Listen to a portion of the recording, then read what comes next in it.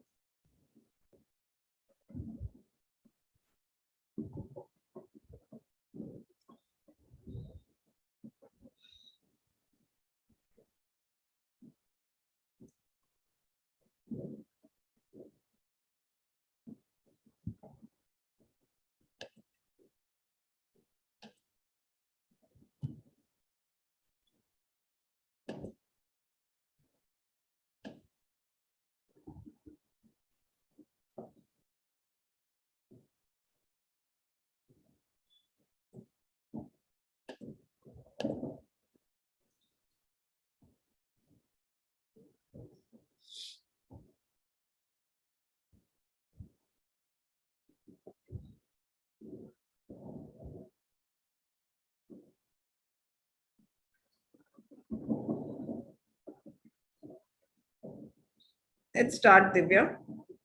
I think people will keep joining. Yeah. Hi, everyone. I am Divya Jain from Indian Angel Network, and on behalf of the IN and BioAngels, we welcome you to the launch event of BioAngels, a unique partnership between BioAngels, an enterprise of the Department of Biotechnology, and Indian Angel Network, India's single largest horizontal platform for seed and early stage investing. For our launch event today, we are joined by an eclectic panel of industry stalwarts who would be sharing their insights about the biotech, healthcare, pharma, medtech, agri-tech, and cleantech space, and how the innovation in these sectors is changing and providing opportunity for startups and angel investors. We are deeply grateful to be graced with the presence of dignitaries from BIRAC. Dr. Alka Sharma, Senior Advisor, Department of Biotechnology and MD BIRAC. She is dealing with research and policy issues in the emerging areas of biotechnology. She has been instrumental in promoting and supporting public-private partnership across the country and also for commercializing of indigenous and affordable technologies for a large number of patients in urban rural settings. She has also received CSIR Technology Award for Innovation for her translational work. I now welcome Dr. Manish Diwan, Head Strategic Partnership and Entrepreneurship Development and Make in India Facilitation Cell for Biotech Sector. He is leading large national programs for Government of India's efforts to nurture and empower the biotech innovation ecosystem in India. He leads national flagship schemes and programs of BIRAC, promoting startups and entrepreneurs and industry. It is an absolute privilege to welcome Mr. Saurabh Srivastava, serial entrepreneur, active investor, and a builder of many key institutions of modern India. He is the founder of IN, co-founder and ex-chairman of NASSCOM, and past chairman of IVCA and TIE. He has been awarded with Padma Shri, one of the highest civilian awards, in recognition of his contribution to the creation of a vibrant entrepreneurial ecosystem in India. Our Honorable Prime Minister, Shri Narendra Modi, has presented him an award for his contribution to the Indian IT industry. We are also honored by the presence of Mr. Shrikant Shastri, who is the present president of TIE, Delhi NCR, a startup ecosystem evangelizer and an advisor board member at various startups. Mr. Shastri has worked specifically in health tech, edtech, and FMCG space, helping them find a product market fit. During the 2020 pandemic lockdown, Mr. Shastri co-led a task force that built a world-class ICU ventilator in 90 days. This unique experience has now been captured in a best-selling book that he co-authored, The Ventilator Project. I now have the pleasure of introducing the co-founder of IN and founding partner of IN Fund, one of India's most powerful and influential women in business, Ms. Padmaja Ruparel. She is nationally recognized as a key player in the Indian entrepreneurial ecosystem and has helped co-found many of the relevant institutions, besides being an active angel investor. She is co-chair of Global Business Angel Network, helped found Lanka Angel Network and Bangladesh Angel Network. And today, ladies and gentlemen, she founds BioAngels, the country's only sector-focused angel network. She is a member of several committees of BIRAC, Ministry of Finance, DPIIT, and SEBI. To begin today's event, I would now request Dr. Manish Dewan to share his welcome note. Over to you, sir. Thank you, Divya. And it's a pleasure to welcome the friends from Angels, VCs, HNIs, entrepreneurs, startups, enablers, uh, industry people from not only from India, but also from outside India. India is now recognized as the third largest country for the startup ecosystem. And India is witnessing fast movement of startups moving up to unicorns. And we reached a milestone of 100 unicorns from India recently.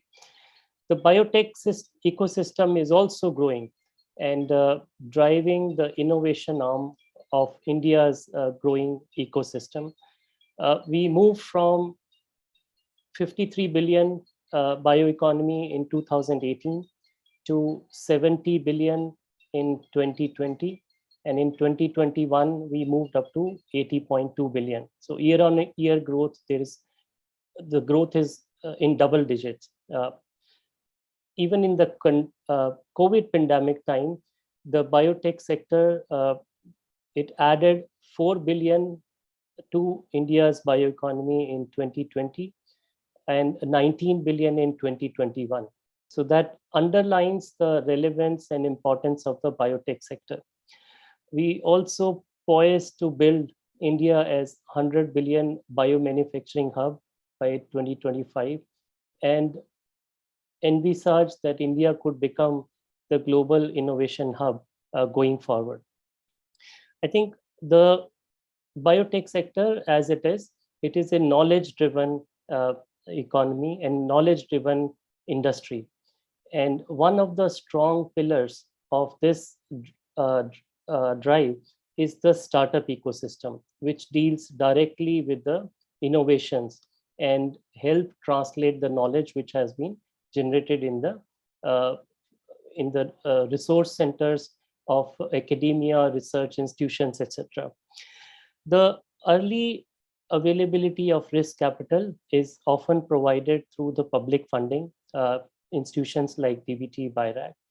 Once the proposition is matured to proof of concept and beyond, let's say TRL 3 to 5, at that time, the asset can attract funding, which could be private funding from angels, HNIs, VCs, and help propel and move the startups with the same agility, the agility that it had reflected from ideation to POC. And there's a large pipeline and a very strong base that has been evident in the India's ecosystem. At this juncture, the startups are attractive to attract fund. They require quick conversion, go-to-market strategies, mentoring, as well as the potential for them to grow and create a follow-through attractive portfolio. So one side, we have this mature pipeline of startups which are building up evidently, and they require a funding of between 1 to 5 crore most often, and then attract the follow-on funding. And on the other side, we have angels, VCs, HNIs. Out of them, some of them are committed and already investing in the biotech ecosystem and seeing the growth, while their other segment of this group is closely watching the space and are eager to join in, but kind of hesitate for 2-3 reasons. One, how to access a good quality pipeline of biotech startups. Second, even if they access it, how to assess whether the value proposition is actually technically solid and strong, so that if they invest, they will be they can expect a higher probability of return on investment. So the two two baskets that we see from the ecosystem overview, we see we need to bring them closer.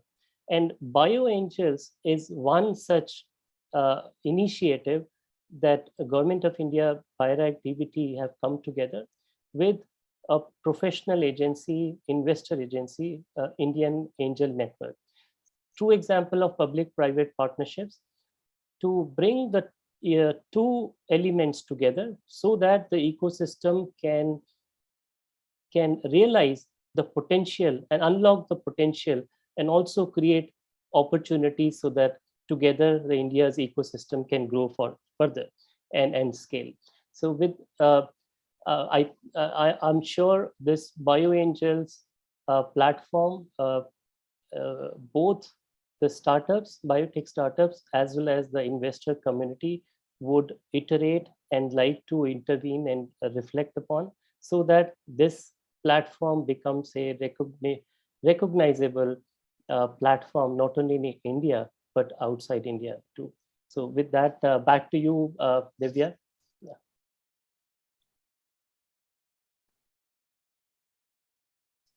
You're probably on mute, Divya.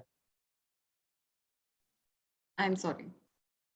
Thank you so much, sir, for sharing your insights and setting the context for today's event. BioAngels, as Dr. Diwan has mentioned, is a unique partnership between BioRack, an enterprise of the Department of Biotechnology, and IN, India's single largest horizontal platform for seed and early stage investing. It is focused on supporting biotech, medtech, health tech, pharma, agri-tech, and clean tech startups to raise their angel rounds from angel investors who bring deep domain expertise. It aims to fuel the ecosystem through interactions with high quality investors and industry leaders, whilst emphasizing on a strong operational focus, frameworks, processes, and governance. To begin the launch, I would like to welcome Dr. Alka Sharma. Ma'am, may I now request you to launch BioAngels?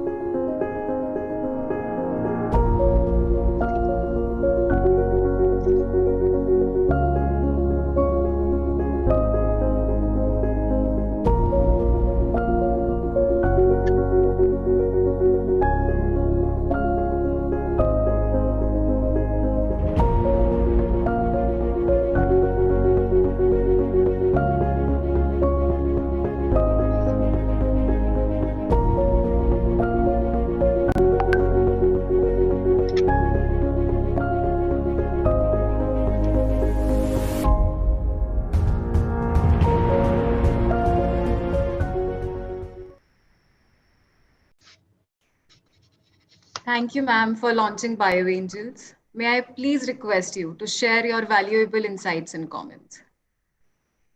Thank you. Thank you so much. First of all, I would like to congratulate the entire team of BioRack, co-founders, and the team of Indian Angels Network, President Tai Delhi NCR, and all the participants for today's curtain raiser event of BioAngels program.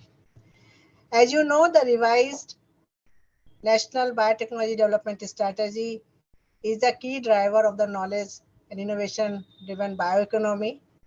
Dr. Manish Diwan and also the team from Indian Angels Network has set the tone of today's event. And the announcement for this BioAngels launch network was made in Global Bio India 2019. And as you have heard, that BioAngels program is a unique association of BioRack and Indian Angels Network. This partnership is first of its kind biotech-focused angel funding network, which brings the biotechnology startups closer to the angel investors to provide invaluable mentoring and also global market access. The BioAngels initiative would encourage and mobilize private equity into ecosystem, especially in the early stage investments that we all know. And also just now in the video, you have seen that this network funding aims to accelerate the growth of startups operating in biotech, medtech, healthtech, pharma, agri-tech, and clean tech to bring deep domain expertise. So it is expected that a large number of startups would receive equity investment over the period of 3 years. And I'm really very happy today to see this the stage it has reached after the announcement earlier in Global Bio India. And I wish for the great success of BioAngel program. Thank you. Thank you, ma'am, for gracing the occasion with your presence, and we look forward to your guidance as we build BioAngels. Thank you so much. I would now like to invite Mr. Saurabh Srivastava for his keynote address on the partnership between IIN and BioRack, which could change the Indian biotech landscape. I am absolutely honored as well that he has agreed to be the patron of BioAngels. Sir, may I now request you to deliver the keynote address, please? Sir, you are on mute. That's right, I am on mute. Well, firstly, thank you very much, Dr. Sharma, for launching the BioAngels network. I just wanted to say as I start that I think we will recognize the significance of this event, this launch, a few years down the road. Because what is happening today is quite unique and will have a big impact on a whole area. So let me do a comparison. When I co-founded NASCOM about 30 odd years ago, it was a $52 million industry. Today, it's become a $250 billion industry, accounts for 25% of the country's foreign exchange, and employs about 15 million people, directly or indirectly. And we think the country believes that this has been our biggest single success in India since independence. But the area that we're talking about, which just got defined, is much larger than IT.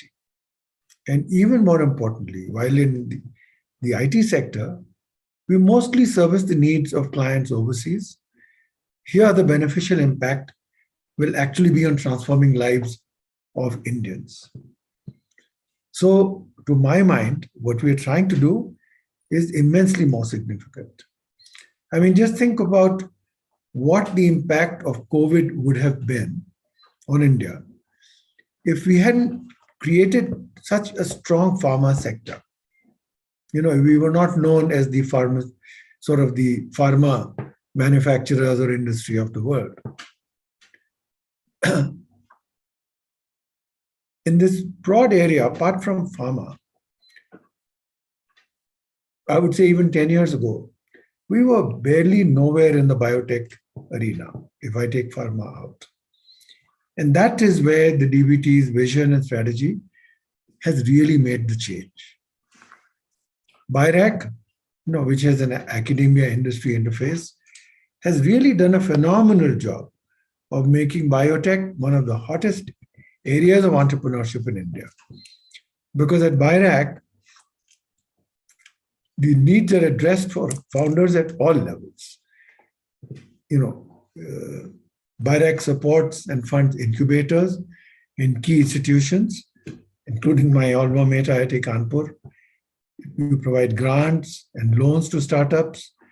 Then BioRack created a fund of funds to get a multiplier effect, because then they put money in VC funds, which in turn would invest twice their amount of capital in this sector. And that has had its great achievement, because if I look at just the IIN fund, even though it was sector agnostic and not focused on this sector, 25% of our investment went into this sector alone. Indeed, I think BioAngels, I think, is a role model for what government can do in other sectors. And I never cease to tire about saying this in other government meetings that I do have. And the proof of the pudding is in the eating is there for all to see. There are close to 5,000 startups now in this space. Many are truly world class. And we ourselves have invested in many of them. And I want to thank you, Dr. Diwan. You've been there all this time, and you've always had the patience to work with the startups, with IAN itself, and trying to find ways to make it happen. So I would say that from the IAN viewpoint and BioAngels viewpoint, what is now sought to be done is to use this initiative to plug the only gap in the value chain which remained. Because we had incubators, and then we had VCs and growth stage, fund of funds, grants, loans, but we didn't have angel investors in that link. And it is one of the most critical elements in funding cycle for founders. You need to have incubators. Right after incubators, ideally, it's good to get in angel investments because angels bring money, but they also bring mentoring, they bring market access, and they get you VC ready, and then you can get VCs and all the rest. So now, when we begin to get this guidance and mentoring that will become available, I think this will accelerate the growth of startups in this space and also increase the success rate. I mean, I'll give you many examples, but perhaps that can come out as we talk in the Q&A. And at IAN, we are really happy to do this because we have been a first mover and innovator. It was the first angel group of India, set up 16 years ago. Then again, it became the first to launch a VC fund alongside the angel group. And in many ways, we feel the partnership between BioAngels and IAN is the ideal one for now. We will be reaching out to the ecosystem at large, and we will try to bring in all kinds of individuals and institutions from around the country, maybe even from overseas, to join and strengthen BioAngels. As this initiative, of course, is not restricted to IAN members alone. It's much broader canvas. So with that, thank you very much. And I just wish this initiative all success. Thank you, sir, for your insights. And we look forward to your mentoring as we go along this journey. Thank you so much. I would now like to invite Ms. Padmija Ruparel to moderate the panel discussion on bringing paradigm shift in India's critical arena between Mr. Saurabh Srivastava, Mr. Shrikant Shastri, and Dr. Manish Diwan. We would welcome questions from the audience. Please do send them in the question and answer section, and we'll take them towards the latter part of the discussion. I now hand over the proceedings to you, ma'am. Thank you, Divya. At the outset, on behalf of the IAN board, I would really like to thank Dr. Alka Sharma, Dr. Manish Diwan, Poonam, and the entire BioAngels team for reposing their trust in IAN. I must congratulate the Department of Biotech and BioAngels for evolving. As Mr. Srivastava said, you truly are a role model in the government arena, and we keep quoting you all over the place. Even this partnership demonstrates that evolution again. The Department of Biotech and BioAngels has promised us support by providing access to the high quality technology expertise embedded in the department. This is extremely key because one of the key inputs for investors to take investment decisions is to understand the technology and to understand its functionality. So once again, thank you, BioAngels team, Dr. Sharma, Dr. Diwan. It's truly an honor to have partnered with you, and I'm sure we enjoy working together and making BioAngels a success. On that note, if I can invite Shrikant and Mr. Srivastava. Sorry. Ms. Padmaja, we are here. Yeah, sorry, my throat was giving a bit of a trouble. So May I come in here just to inform all of you that I have to leave for some other meeting. Thank you very much for this. And today I'm really happy and congratulate each one of you for this initiative and look forward to work as a team. And with this, I would like to take a leave and wish you all success. Thank you. We Thank you. understand, ma'am. Thank you. Thank you for gracing the launch. Thank you so much, ma'am. Thank you, ma'am. Thank you. Okay, so Mr. Srivastav and Srikant, I won't do rapid fire. I'll be nice to you guys and just sort of open up some questions to get some perspectives from you. You know, Mr. Srivastav, when we think from a perspective of an investor, it's almost second, it's so automatic for us. But what we found, despite having invested 25% of the fund, we've invested in almost 15 to 18, more than that, companies. One of the issues that the founders from these sectors, especially in the biotech medtech arena, we find that they are a little weak in their business thinking and building companies. You know, that entire commercial aspect of revenue, profit, sustainability, etc., they're a little weak. What, to your mind, Mr. Srivastav, needs to be done to truly unlock the potential of these innovations as investments? So, Padmaja, that's actually a very central question in this whole entrepreneurial cycle. Because most founders have a great idea, great technology, IP, whatever. The fact is that most of them have actually never run an organization before, never run a profit center before.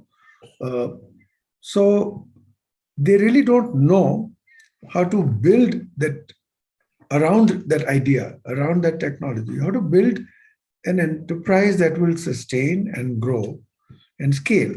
And if you look around at why most organizations or startups fail, or if they don't fail, underachieve their potential, and I would say certainly this is my learning from maybe over the 100 odd investments I have done in startups, is that most of the time it's not about the technology or the space that they chose. It's about other matters. Do they understand how to sell? Do they know how to work as a team? Do they know how to prioritize what to do at which time, what not to do? There are so many different areas. And people who built businesses like angels, who've been there, done that, they've made a lot of the mistakes that the founders are going to make. And so they help. And that's the reason why getting in, as I said earlier, people who've been there, done that earlier to handhold and guide can make the difference between success and failure. In fact, the best example, when Divya introduced Srikant, she talked about the book, The Ventilator Project. And that's, in fact, a classic one, because here were two founders from IIT, exceedingly good. They had a great product in the solar robotics area. They were going to succeed, determined to succeed, and suddenly came COVID. There were no demand. They didn't know where to go. And it's because they had this guidance from all of us. They were able to flip into the whole company, moving from a solar robotic water cleaner into making an ICU level high quality ventilator. The help they got allowed them from scratch thinking about it to actually having a product in leading hospitals within 100 days. And today it's a company that's doing phenomenally well. It might even be a real unicorn, a company with revenues and profits and not just valuation. And this would absolutely not have happened if they didn't have this business guidance and continue to have this business guidance. So I think it is very important. So both angels need to be very clear that that's the biggest guidance that they must give founders, and founders must be very, very open to taking this guidance, this assistance, because this may very well result in whether they succeed or fail. Thank you. Shrikant, this is one sector, especially if you look at the biotech, medtech space, that there is a lot of IP being built, right? And we all know India is not really an ecosystem where IP valuations are high or monetizations are common, right? But what we are seeing is there's a lot of IP that's being built. So, to your mind, what do you think? How do you see the innovation and technology developments happening in this industry? And secondly, more importantly, perhaps, how do we monetize this? More from an IP perspective. So you're absolutely right. There's a lot of IP being created, partly because the quality of founders is so good. Most of them tend to be PhDs from good institutions. Often they bring their doctoral research into the business. So there is serious IP here. But conventionally in India, the path to scale up and funding is somewhat unidimensional. The path is that, look, build your product, get your initial customers, raise seed and angel capital, grow further, raise Series A, Series B, Series C. Eventually, you get bought out or you do an IPO. Now, that may not be the only template to apply in the biotech sector. And you're absolutely right. IP licensing is an alternate one. I did not realize the magnitude of how important that could be till in 2019, just before COVID. I spent a day at at the incubator at University of Chicago in US. It has a very strong biotech and life sciences focus. And that is where I realized that, and the person who's running the incubator walked me through how they build up their startups. And he said, look, for so many of these startups, IP licensing as a source of revenue very early in their life is a big focus. And they have a whole team of people at the incubator, which is called the Polsky Center, who are just focused on saying, where can I find the right partnerships? Which pharma company, which medtech company would be interested in this IP? Can we help create that partnership? Whereas if you look at what happens in India, at all our incubators or even at IN, we're always looking at saying, where can I find the next Series A, Series B investor for the startup? It never crosses our mind that there has to be an active team of people focused on IP creation and licensing. I do know. So as a result of which, in the past, the only big name I can think of is Curadev, which licenses technology to Roche and actually did a good job of it. But I also know that BioAngels has initiated efforts through its regional centers. I do know that for technology transfer, I know, Manish, correct me if I'm wrong, at Venture Center, the regional center is focused on this particular aspect. But I think this is going to get increasingly important as we move forward. Therefore, it is absolutely important for us to focus on this, Padmaja. Thank you. I couldn't agree with you more, actually. This is very key for India to grow. Dr. Divan, in about a year and a half ago, I remember I was in a session where we had predicted that India will have 100 unicorns by 2025, right? We breached that earlier this week or late last week. We are 100 unicorns now. In the biotech sector, we have 5,000 to 6,000 startups broadly. We need to really build out an ecosystem where we will have not only unicorns, but large profitable companies in this way. To do this, I think what we're trying to do here to partner with the government, private public partnership, what to your mind is now required to enable this vision of making India really, really in this leader in this space? What do you see we need to do? Thank you, Padmaja. I think to that note of shortening the time to reach 200 unicorn milestone, if you recall, in 2019, India's bioeconomy target was set up around 100 billion by 2025. And by end of that year, seeing the response and growth of the potential of the ecosystem, that target was upsized to 150 billion by 2025. So there's a large jump.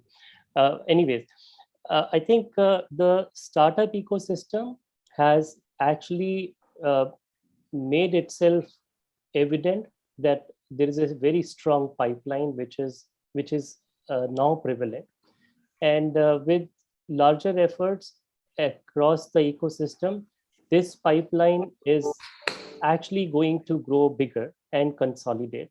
So today we have 5,300 startups in the biotech area. By 2025, these numbers are expected to scale to 10,000. So the base of the innovation pyramid is getting stronger and more robust and vibrant. There is a network of dedicated incubation centers in the country who can serve the biotech entrepreneurs and startups. So there are 100 plus biotech dedicated or specialized such incubation centers. BioRec alone has a footprint across 20 states across the country. Now, one of the USP of startups is their agility and frugality in innovation from ideation to POC. So we are seeing a large pool getting accumulated at the POC level, MVP level, around, let's say, TRL 5 or 6 level. Now, once they reach to that stage, they need to then move forward and wean out from the incubation centers, the secure environment, and compete with the larger industries. And there, what do you want to know? Saurav's maybe microphone is on. Meg. So at that time, they lose out to the advantage what they initially had when they moved from ideation to a POC stage, and they lose out to the competition to mature industry. So we realize that this is a ecosystem gap, and we want to creating technology clusters which are common access facilities that can allow a POC achieved startup move to piloting and early stage manufacturing. For medical devices, one can envisage Andhra Pradesh Medical AMTZ is one such example where you have early stage manufacturing as well as moving into the commercialization with the vendor and logistics space. So that's one piece that is required in the ecosystem at the domain specific level. Second, which is equally important, unmet need which India faces and India's startup ecosystem recognizes. So those solutions are very well valid even outside India ecosystem, and that access to external markets and landscape, that is the next step moving forward. So we need to move up in the orbit and help those startups which are globally competent bring those opportunities. While being in India, we can attract those opportunities and help them leverage that space. So these two elements in my mind are fairly critical. So, Dr. Divan, actually, I'm now going into the Q&A. There are some that have come in. And I think this one, your perspectives will be very, very appropriate. There is one, I'm just reading from the question. There is one more block to India become world-class, which is regulations. Is there any initiative to make it on par with advanced countries? Example, my business is delayed access and use of animals in research. Yeah, so I think the regulatory is a requirement for biotech ecosystem, biotech solutions, and it is more complex because it also touches life and safety. So the regulations, certifications are critical. The processes are longish. Most of the time, the startups, entrepreneurs are less aware what are the actual requirements. And from the regulatory part also, those are less evident that this is the roadmap to follow. So both sides, there's an opportunity to improve and scale. But I think as a to bridge that gap at an enabler setting, we are bringing in regulatory information facilitation cell that is accessible to all the startups, entrepreneurs. We closely work with the regulators, bring them on the same table with startups, entrepreneurs, so that they can exchange and resolve queries. One practical solution could be use the best guidance, even if it is outside India. Follow those stringent guidance so that you build your product world class and take it forward. Regarding the animal safety and assessment, if you are at an early stage, I would urge that you can explore the BioNest incubation centers. Couple of them have been seeded in veterinary sciences institution where you have access to large animals, as well as toxicology research institution. So maybe something we can help in this direction, but this is not an exact solution, a step in that direction. Thank you. Thank you. Shrikant, if I may pose the next question, I'm combining two questions. How about the intellectual property of startups? Many of us, just from Nand Kishore Nayuni, many of us will have to reveal the idea before protecting it. Is there an NDA in place? And another question in the same flavor, is IP an absolute must for a health tech startup to get funding? I think the first part, I think Manish may be better equipped because they are the first port of call where there's a technical due diligence that happens through a team of experts. And he'll probably be in a better position to say how the concerns of startups are addressed. But let me try and answer the second one. I think the IP part becomes important because typically, let's assume that you have an innovation, which is why you're in the market. And when you have an innovation, there's serious IP behind it. Now, it's important because one of the big questions that any investor will have is that what is your business moat, or how are you building the defensibility of business? What is stopping other people from copying it? And that is where the IP becomes important. If you have an IP, then that's a big component of what will become your business moat. And in the absence of an IP, what stops someone else from copying it or doing something similar, which reduces the value of the business from the investor standpoint? Which is why every time I have been in an investor pitch session where there's a biotech, health tech, medtech startup, there is always a question for what IP do you have? Is it have you filed for patent in India, globally? Because that becomes an important consideration. So I would say yes. But the first part, I think Manish should be better equipped. How do you allay a startup's concern about them revealing too much because other people are going to look at it? So very quickly, I think we are very sensitive about protecting the inventorship as well as ownership rights of the innovator. And so any information the startup shares, it does not get revealed in the public domain. It is only accessed by the experts, or in case the startup says yes, then it gets access to the relevant investor if we were connecting them. At that time, the CDA is signed and the declaration is given that there is no conflict, as well as there's a confidentiality agreement that is signed. So, so the IP doesn't get challenged, and even the potential for that.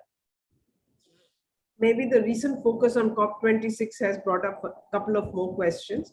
Will BioAngels help raise funds for green fuel and energy products? And a related question is seeking some information regarding any specific focus on clean tech. What are the criteria of mentorship and seed funding? Does it work on the simple criteria for funding based on MVP, revenue, and traction philosophy? If a clean tech idea has potential and the candidate has relevant knowledge, how could BioAngels help the candidate to shape up their idea and help the candidate to convert the idea into a marketable product? I would say this is more of an incubator's job, right, Shrikant?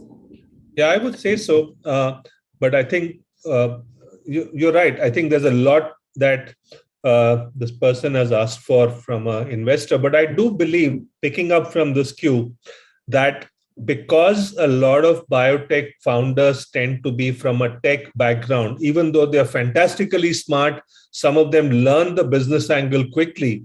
But I believe that one of the roles that we should play as BioAngels, because no one else will, is to create a method by which they can find a business co-founder, because that tends to transform their fortunes.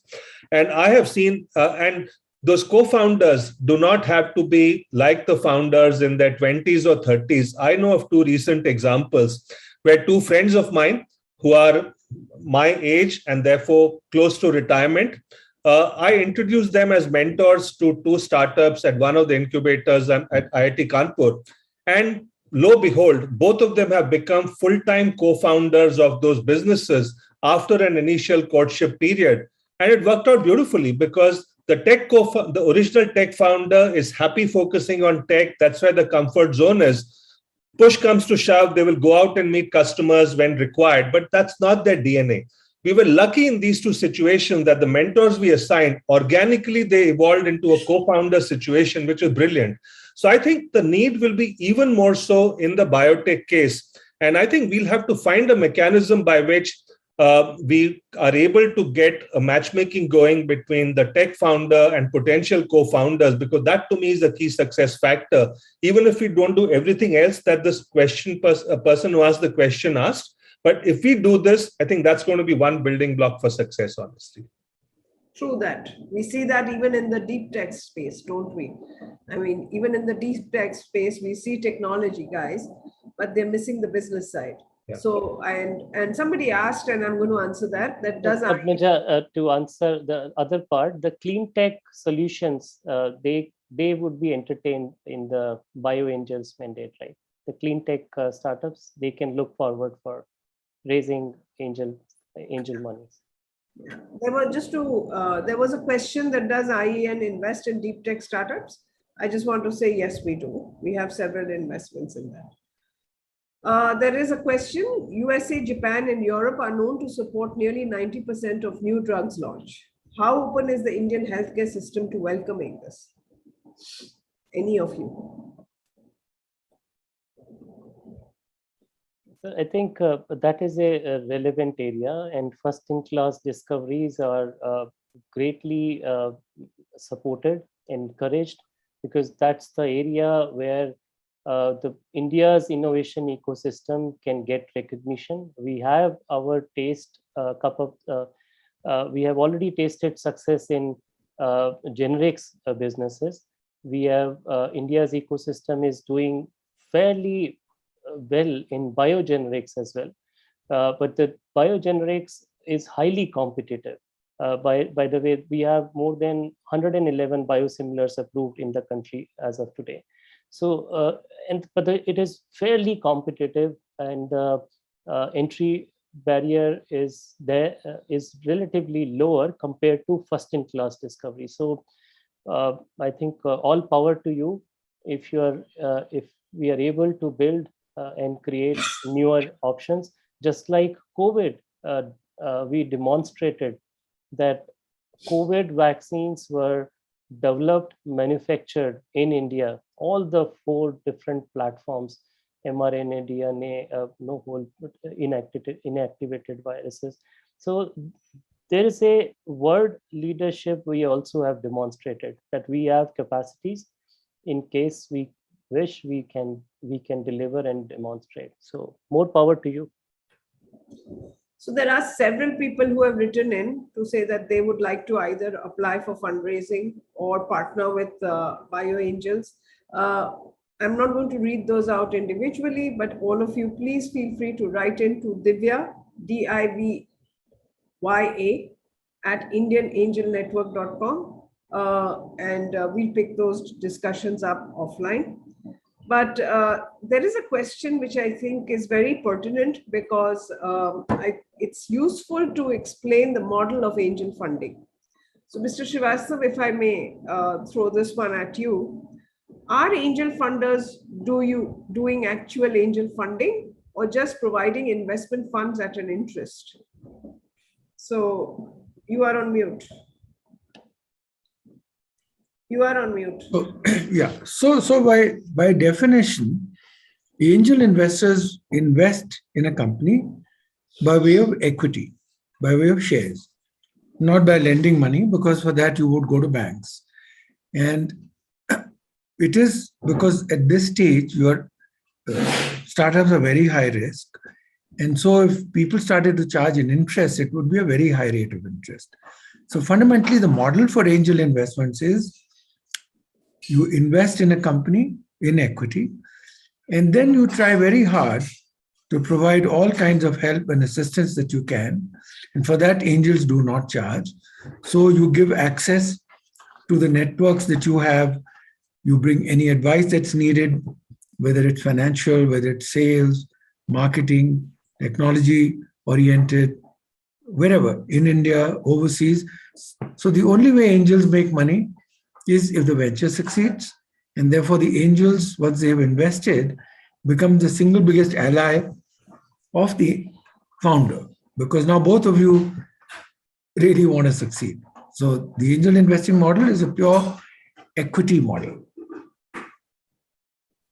Okay, thank you. I think I've covered most of the questions. The others are largely people who'd like to fundraise or partner with us. Please do write in to us. We'd be very happy to engage with you. I would just like to now take this opportunity to thank you actually for all of you, all the panelists, your thoughts on how the biotech and health tech landscape has changed over the years and what more we can do to make this an extremely exciting ecosystem. More importantly, the high risk businesses that this sector presents have angels who are open to taking high risks and walking the same risk path. So on that note, thank you, Shrikant, Dr. Divan, and Mr. Srivastav. Thank you for taking out time from your busy schedules. And we will continue to trouble you to guide us with your insights and outlook toward the industry. We would now like to thank each one of you for joining us today in the audience. I hope you enjoyed the session and we added some value to you. For startups and investors interested in raising angel investments or investing in startups, BioAngels can be reached out at www.bioangels.vc. We have the website on the screen. I hope that's visible to all. And on that note, thank you very much. This is the beginning of a new dawn. Thank you. Thank you. Thank you. Thank you.